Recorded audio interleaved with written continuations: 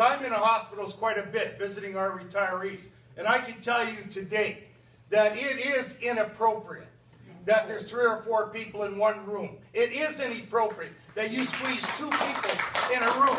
It totally doesn't meet the conditions of today's health care. So I want to say to Dave and Dave, we will, as community activists, support you. I also want to thank David Nucci, Dave Cook, and others. Because it wasn't long ago we fought hard about that thoracic cancer. We joined with the community folks. And people said, well, Lewenza did that, and Natashak did this, and the community meetings did this. But it was a step procedure.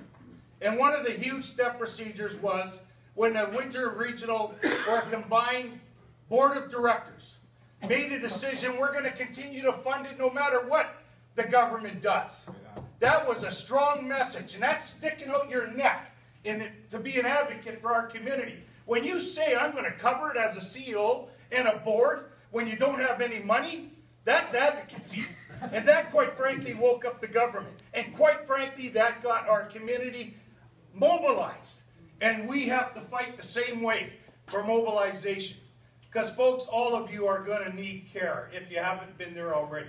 And I can tell you today that our facilities are not adequate to the future. So we need unity.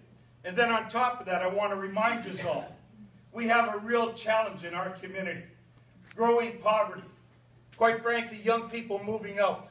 If anybody doesn't think that a new state-of-the-art hospital will attract new business, it will. It'll attract more professionals. It'll attract those healthcare specialists to come into our community. Because today, you talk to your young kids, talk to a young doctor that's innovative, that's creative, that wants to heal people. Guess what he wants? He wants all the tools. He doesn't want half the tools. He wants all the tools. So let's give the healthcare professionals all the tools. Starts with a new facility, starts with the new equipment. And then the other thing I want to say to Dave and Dave, all of us have a responsibility too. Because a big chunk of this money has to come from us as citizens.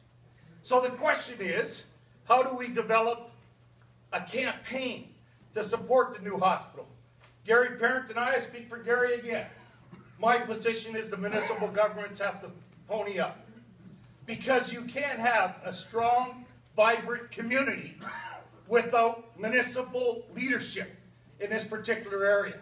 So yes, we can write our $100 check, our $200 check, but we literally need millions. So nobody in this room should be saying, oh God, I don't want another tax of 10 or 15 bucks.